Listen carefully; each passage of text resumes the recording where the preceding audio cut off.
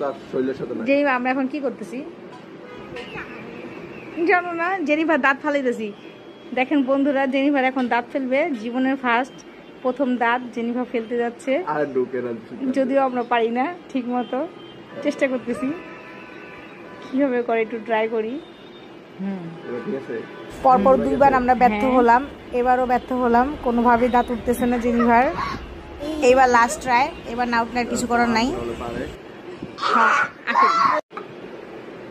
এটা না, এটা না, এটা না, ঠিক আছে। একটু কুলি করে আসো, একটু কুলি করে আসো, কুলি করে আসো, কুলি করে আসো, কুলি করে আসো। এত হা করো, নরমাল ছোট হা করো, ছোট হা করো, ছোট হা করো, ই করো, ই